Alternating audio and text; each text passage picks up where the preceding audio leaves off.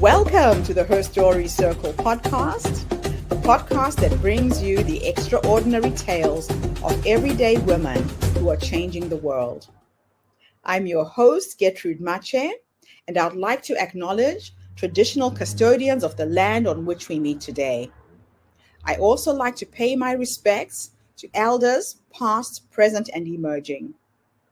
Every week, we dive into the lives, challenges, and triumphs of women from all four corners of the globe. We're here to inspire, enlighten, and connect, sharing stories that uplift and empower. So grab a cup of coffee, settle in, and join us as we explore the incredible journeys of women shaping our future. This is Her Story, where every woman's voice matters. Hello, everybody, and welcome back to the Her Story Circle. This is Gertrude Mache here in beautiful Melbourne, Australia. And today I am graced with the presence of yet another fascinating woman. Welcome, welcome, welcome to our tribe. Please tell everybody your full name, where you're based, and share your story with us today.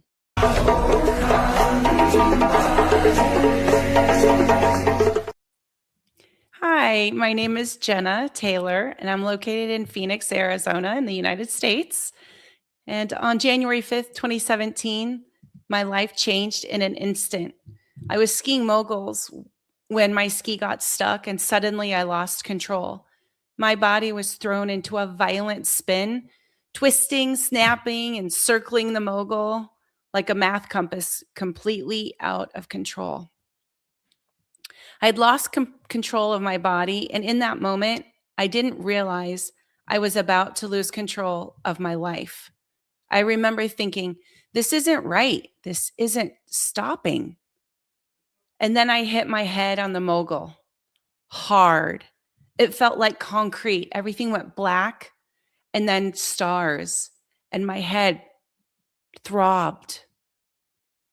But the real impact didn't happen on that mountain. 3 days later, I couldn't walk. I couldn't talk. I had zero short-term memory. The person I had always been, driven, capable, in control, with a sparkling personality and twinkling eyes, was gone. And I didn't know who I was without her. So I did what I had always done. I tried to push through.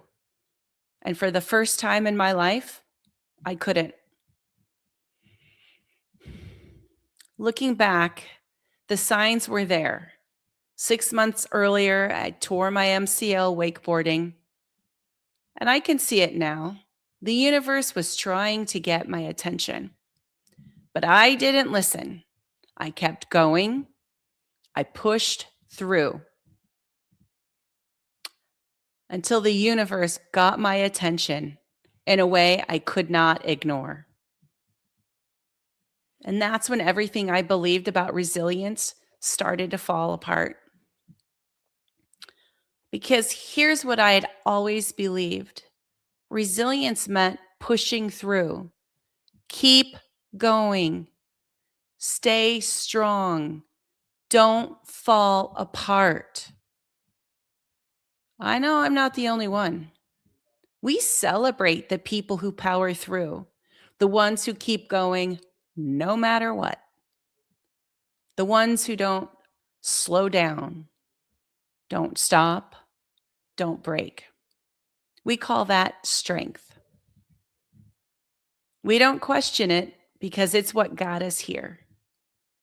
But what if that's exactly what's breaking us? And here's what I learned the hard way. When your brain is injured, you can't push through. It's not a mindset problem. It's not willpower. It's not about being strong enough. Your body shuts you down. And when that happens, you don't get to decide. You don't get to override it. You don't get to push through just one more time because your body is not working against you, it's protecting you. And I had spent my entire life misunderstanding that. And in that moment, I came face to face with something no one had ever taught me. You can't outperform your nervous system. Resilience is not strength, it's regulation. So if resilience isn't pushing through, what is it? It's not about being unbreakable. It's not about powering through. It's not about ignoring what your body is telling you. Resilience is bending without breaking. It's the bridge that carries you from the moment that breaks you to the life you want to rebuild. It's learning how to work with your body instead of against it. And that means listening when everything in you wants to override, slowing down when you've been rewarded for speeding up, and choosing differently when your default is to push harder. That's not weakness. That's awareness. That's skill. It's learning how to regulate, how to recover, and how to rebuild. If you don't regulate, you burn out. If you don't recover, you break down. And if you don't rebuild, you stay stuck. My mantra became reclaim my life. And this is what I started to learn step by step. I wasn't just rebuilding my life, I was reclaiming it.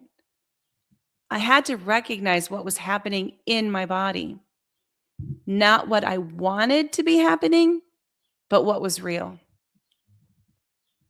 I had to reframe the story I'd been telling myself that pushing through was strength.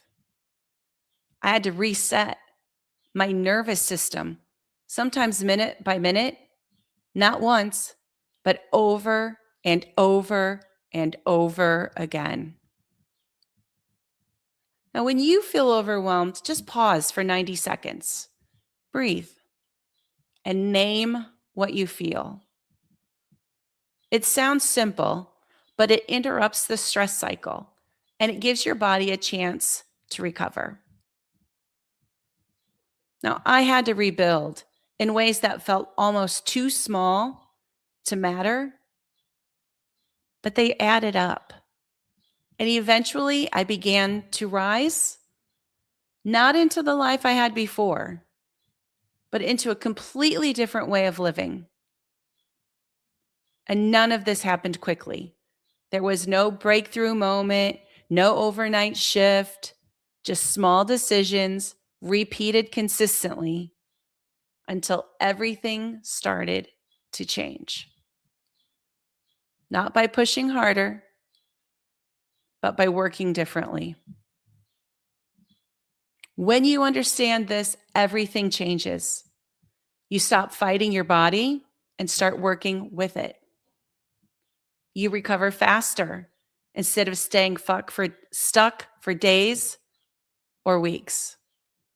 You make clearer decisions because you're not operating from exhaustion. And when leaders understand this, they stop pushing their teams past capacity and start protecting the energy that gives performance. And something shifts. Burnout decreases, engagement stabilizes.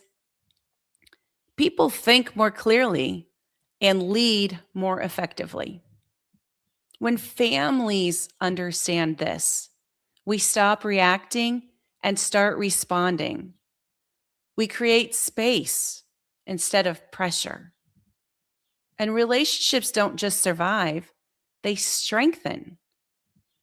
And when we understand this collectively, we stop glorifying burnout. We stop rewarding exhaustion. And we start redefining what strength looks like. That day on the mountain, I thought I lost control of my life. But what I really lost was the illusion that I ever had it. Because the truth is, most of us don't need to become stronger. We need to become more aware, more regulated, more aligned with how we function as human beings. Because resilience isn't something you're born with. It's something you practice until one day it becomes how you live, how you lead, how you breathe. And you don't just rebuild your life, you reclaim it. And that changes everything. Wow, what an incredible journey. My goodness. Now, just listening to you speak, it makes me wonder, when did you realize that your life had changed beyond the physical injury that you had?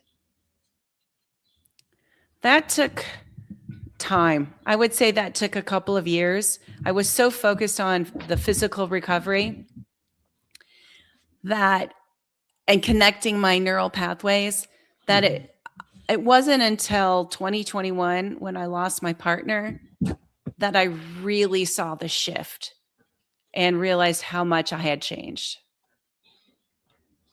So it took a long time. It's not something that just happened overnight. No, So, what was the hardest part of losing control, not just physically, but emotionally as well? because I couldn't do anything for myself. Mhm. I was not independent. I was this fiercely independent person, and I became dependent on everyone around me. Mhm. Like I said, I couldn't walk, I couldn't talk. I had zero short-term memory.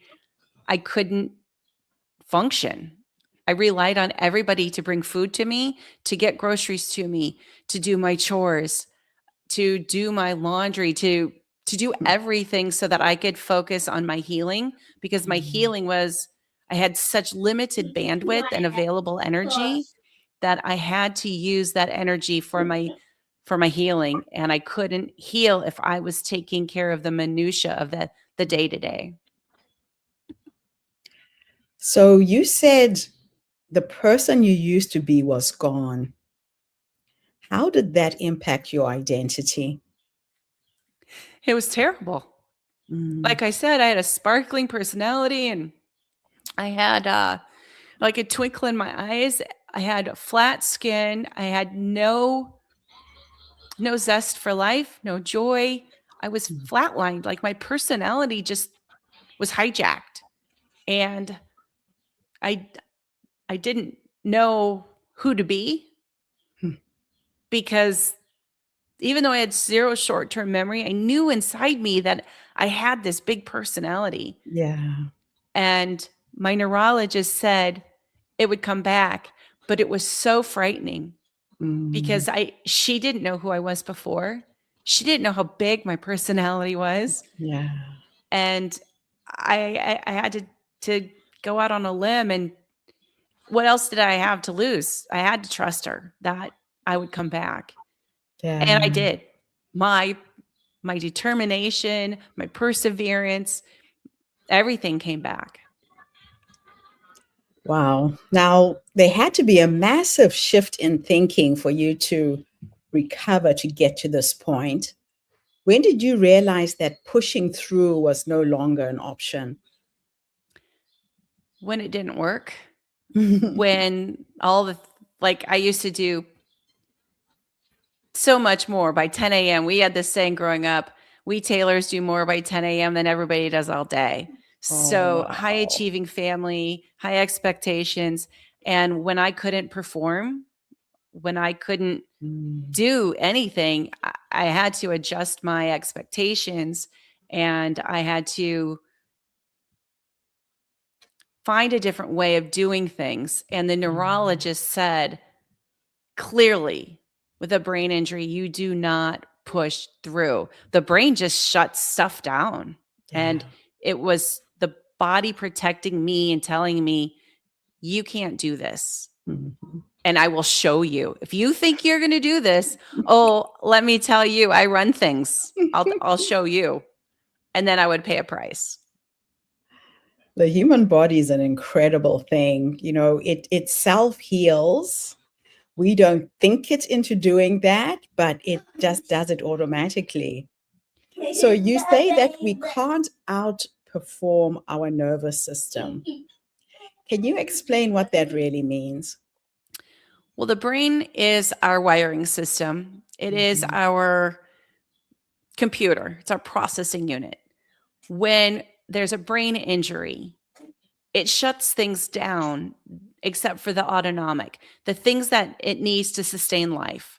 So all the circulatory systems, all the behind the scenes systems must still perform, but the brain consumes so much energy, so it shuts down the things that are voluntary so that it can heal. And it heals 1 millimeter a day. That's it. And so Oh. a healing from a brain injury takes time because it can only heal so much because it's supporting the life of the rest of the systems. It's the brain Mhm. keeps us alive. I tell people we have 2 kidneys, we have 2 eyes, 2 legs, 2 arms, but and we have 2 lungs, but we only have one One brain. brain. Yeah. And it does everything for us. It's our computer. It's so crazy when you put it that way. So, what are the signs people ignore before their body forces them to stop? Oh, like me having that wakeboarding accident on the lake. And, I was like, okay, I'll heal this. I'll go back skiing.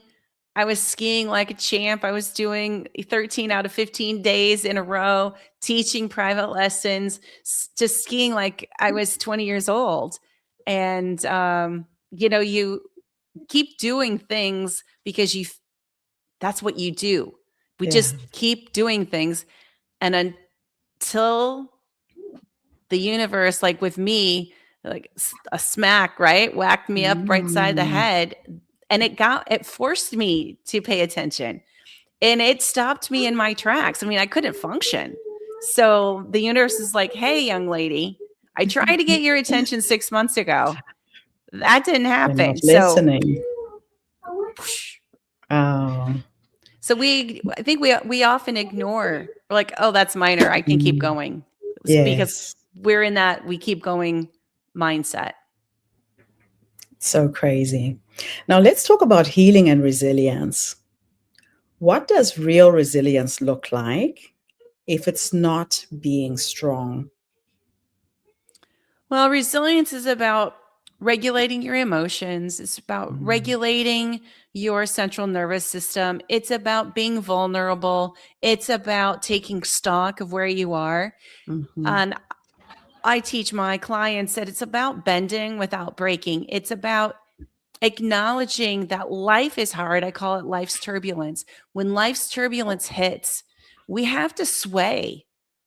The Mm. more we sway, the more we bend, the more we practice resilience and making sure we have social support, making sure our nutrition is good, making sure we have good routines, making sure we know how to cope with things that don't go our way. All of these things are in the recipe book for resilience. And when we Mm. incorporate all of these things, then we can bend without breaking and we can sway when life hits us. And life events happen that can take us down. And resilience is what keeps us from completely falling apart and losing a chunk of time. Yeah, so true. And I like the analogy of swaying. It's almost like how trees will sway with the blowing of the wind, right? If they Mm-hmm. resist the wind, they'll break. But Right. if they move with it, and that's really what we should be doing with our systems as well. It's a beautiful analogy. Now, what's one single way someone listening can start regulating their nervous system today? An easy one is to take 90 seconds tune out the world, set a timer, and close your eyes. I like to tell people, put your hand on your heart. And for more connection, put two hands and close your eyes. Slow your breathing. Just breathe naturally. You don't even have to do any fancy yogi breathing. You just breathe. And just by doing this, you've taken what's ever in your mind that might be going ee to a level. And you can do it in line. You can do it at the stop sign. You can do it in a meeting. Another one that I like to do is the AOK mudra. You take your thumb and your index finger and you just barely touch. You don't want to be like holding on for dear life. You just want to do a little, just gently touch. And it looks like you're making the AOK sign. And this connection calms the central nervous system. I taught this to my daughter when she was going in to a job interview. And I said, put your hands in your lap.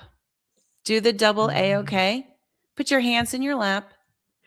You can answer the questions and you can calm your central nervous system as long as you need to. So those are two easy things that you can do. Easy. I love that. Very, very practical too. So why do you believe this message is so important in today's world?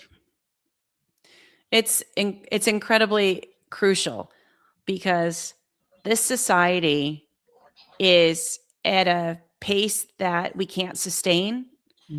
People are burning out.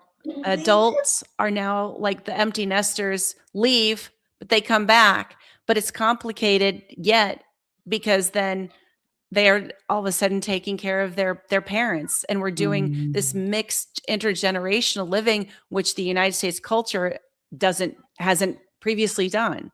And so people are thinking, oh, here I am going to go and have my retirement or my empty nest syndrome. And all of a sudden I've got everybody and more coming back to the house.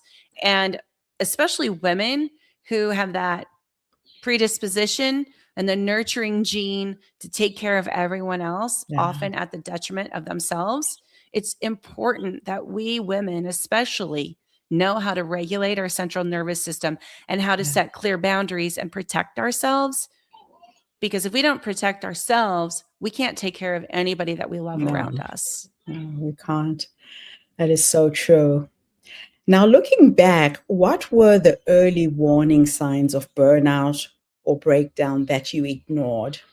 I like the way you chuckle there. Yes. Well, I use humor a lot in my resilience journey because if we can't laugh at ourselves and the mistakes that we make that we didn't know we were making, we're taking ourselves too seriously. But humor is a good deflection, and it also helps us not be so overly critical of ourselves. And so, yes, I was chuckling about what did I overlook? Oh, goodness. There were so many things that I overlooked. There was a business partnership that didn't go well. There was a client that promised a lot of work and that didn't happen. There was a romantic relationship that didn't go the way I had hoped it would go. There were all of these things. And at the same time, I was still performing at the level and I was looking for a remedy in different places without the balance. And I was a yogi. So I was getting my yogi. I was playing my tennis. So I had that aspect. But what had happened was I had been divorced and I was living the single life like most people do when they are in college before they get married. Well, I didn't do that. I got serious. I moved in with my future ex-husband and then we lived our life. And then all of a sudden I found myself a single person. And so then I'm like, my daughter went to college. I was an empty nester. I'm like, well, I'm going to take this time for myself. And there were things that were out of balance in my life. And the wakeboarding accident was a way of the universe saying, hey, come on. I'm getting your attention. But you know what I did? I hopped in the car with the torn MCL, and I drove all the way from Northwest Iowa to Denver, Colorado. It's about a 12-hour drive without stops, give or Gosh. take, with my service animal, and I couldn't put any weight on my right leg. I had cruise control operating the car, but getting out of the car to the rest area, that was excruciating. But I did it. That's called pushing through. I got to get there. And then I did holistic healing and I was very good. I'm a very good patient. I obey the doctor's orders because I have my eye on the prize. And my eye on the prize was I have ski season coming up. And then I was skiing, like I said, like a 20-year-old and having the time of my life and ignoring these signs that had been coming up all along that I chose not to. I chose not to see them because I was living my best life, short amount of it. And then it caught up with you. Yes, it did. In a big bad way. There was no ignoring the brain injury. There was no ignoring I couldn't walk. There was no ignoring that I'd walk into a room and I didn't know why. Yeah, it got my attention. Yeah, the universe has got a way of just stopping you in your tracks if you are not paying attention. Exactly. Now, my last two questions for you are futuristic, bit of a thought experiment. In the first one, I'll teleport you back to the younger you, this young woman who was on the go, nonstop, not listening to her body when it spoke. If you could go back and give yourself 3 nuggets of wisdom, based on what life has taught you up until this point, what would those 3 nuggets of wisdom be? I would have used the time after my divorce more wisely. I would have had a much better work-life balance. I had been so consumed and sacrificing so much for my family that the scales tipped a little too far into my me time when I was single. And if I would have put maybe a 50-50, even a 60-40 balance into my life, then I think that might have been something that would have stopped me from that spin that happened when I hit my head. And I know you asked for 3, right? 2. Let's see. What else would I slow down? I would have had a slower pace. I was still in that high achieving, pushing phase, mindset. Really good advice. And you're right. A lot of times when people go through these major life challenges, divorce is not an easy thing. Your whole life is turned upside down, but we keep going. I told you I ended up with congestive heart failure, so I can so relate to everything you've shared today. Now, if I take you into the future to go and meet the 90-year-old you this time, she's sitting in her rocking chair, surrounded by her children, her grandchildren, whoever's with you at the end. What will you say to this wise woman when you finally meet her? 1, you're a rock star.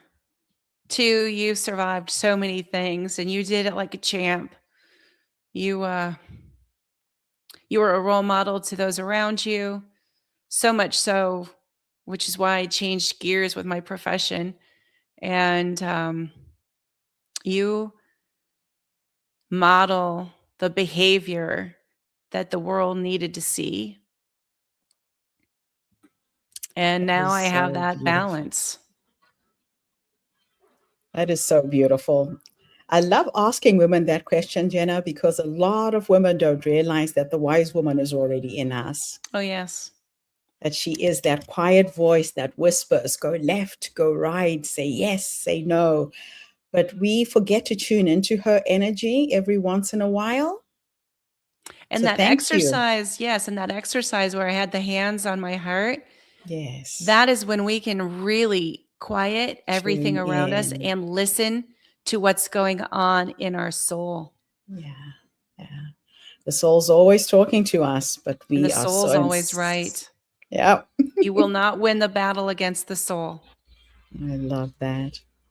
Jena, thank you so much for coming online and sharing your story.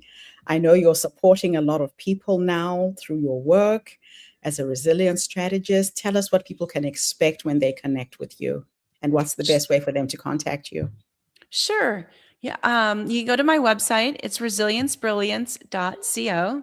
And what you can expect when you work with me is to shorten the gap of where you are today, that level of discomfort, unhappiness, feeling stuck, whatever it is that's going on in your world where you're not living your best life, and moving you to your desired outcome, whatever you decide that is, in the fastest amount of time possible. So I have a 7-day program so you can jumpstart, and it's an easy start. The first 2 days are easy. Days 4, 5, and 6, you do the hard work. And day 7, you take a snapshot and look back and see what you have accomplished in a few short days. And that's how you jumpstart your resilience. And then to maintain it, you learn other modalities to regulate your emotions, build your support system, work on your core values. And that's a 6-week program. My goal is to get everybody through whatever it is they're going through as fast as possible. You don't need to make it longer. I wanted to create a program that was just the right size so that people could get through it fast, because I'm a fast tracker and our world, people are hurting in this world. And the sooner we can get to a place where we feel like we can breathe, the better we are, and that ripple effect, how it can have a positive impact on other people around us. That is awesome. Jena, thank you so much for coming online and sharing your brilliance, your story with our community. Thank you so much for having me. And thank you to everybody who tuned in. The Her Story Circle is not just a podcast. We're a social impact movement that brings you the stories and voices of women from all over the world. We share these stories to uplift you, to inspire you, to energize you, but most importantly, to take you from where you are now to where you're trying to go. So if you're feeling that you are on the brink of a breakdown, stop. Listen to your body, tune in, get the help and support that you need. Or if you know somebody who is on that path, please tag them on this video, share this on your social media so we can reach more people as well. I'll be back again tomorrow, everybody, with yet another amazing guest. In the meantime, have a fantastic day, morning, or evening, wherever you are in the world. And Jena, thanks again for the interview.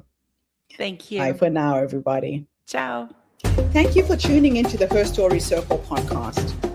I hope today's story has inspired you to believe in the power of our stories and the difference you can make in the world when you use your voice. I'm Gertrude Mache, and it's been an honor to share this space with you, where voices from all walks of life come together to weave a rich tapestry of diverse perspectives. Don't forget to subscribe, rate, and review our podcast to help us share these stories with more listeners. Follow us on social media by looking for the Her Story Circle podcast for more updates. And join us tomorrow for another episode filled with courage, resilience, and empowerment. Remember, your story matters, and together we're building a stronger, more inclusive world. Until next time, keep making her story.